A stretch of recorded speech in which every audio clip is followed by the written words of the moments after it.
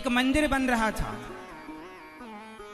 एक संत ने मजदूर से पूछा, क्यों, क्या कर रहे हो? मजदूर ने कहा, अंधा हो गया है, दिखता नहीं है, पत्थर तोड़ रहा हूं मंदिर के लिए। संत ने वही सवाल दूसरे से किया, क्यों, क्या कर रहे हो?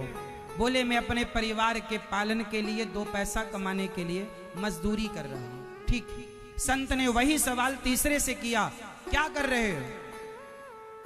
तो उस तीसरे ने कहा, महाराज मेरे पास इतने पैसे तो नहीं है कि मैं मंदिर बनवा सकूं, लेकिन यदि मेरे हाथ से तोड़े हुए पत्थर इस मंदिर में लगाए जाएं तो यह मेरा परम सौभाग्य होगा।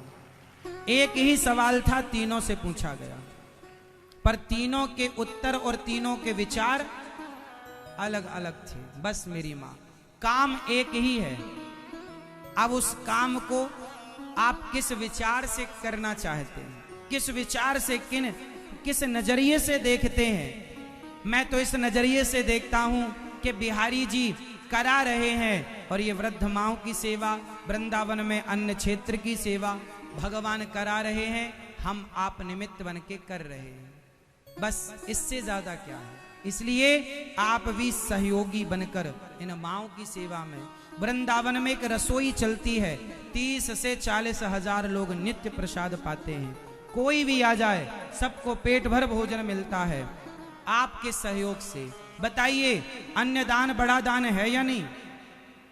साधु संत भजन करने वाले जब भोजन करते हैं, आशीर्वाद देते हैं, हम क्या किसी को दे सकते हैं? यदि इस शरीर से कुछ अच्छा हो जाए तो हो जाए, वरना देखो ये जिंदगी कैसी है, आइसक्रीम की तरह। या तो आइसक्रीम को आप टेस्ट ले लो आइसक्रीम का, वरना वेस्ट तो होनी ही है।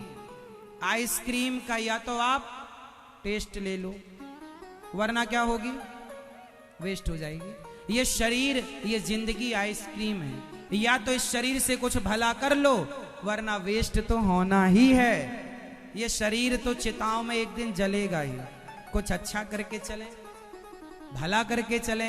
अपने बच्चों के बारे में सब सोचते हैं, चिड़िया भी सोचती है, लेकिन आप मेरठ वासियों से और देशवासियों से और भक्तों से कहना है, अपने बारे में सब सोचते हैं, थोड़ा उन माओं के बारे में और वहाँ की सेवाओं के बारे में आप सोचिए, और वृंदावन की इन सेवाओं से अपने आप को जोड़िए, ताकि आपके द्वारा वहाँ पर ये सेवाएं निरंतर सुचारू रूप से चल सकें। और मैं आप मेरठ वासियों को निमंत्रण देता हूँ, वृंदावन आकर पहले अपनी आंखों से वहाँ की सेवाओं को देखो। जो हम कह रहे हैं वो सही है या गलत है, अपनी आंखों से पहले वहाँ देखो, फिर आकर के आप सहयोग करो।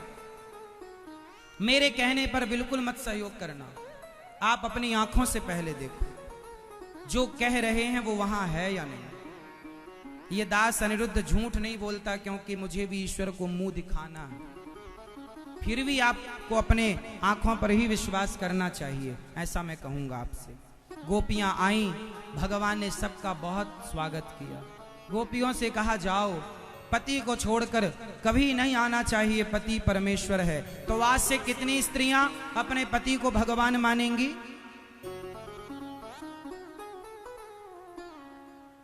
मानेंगी?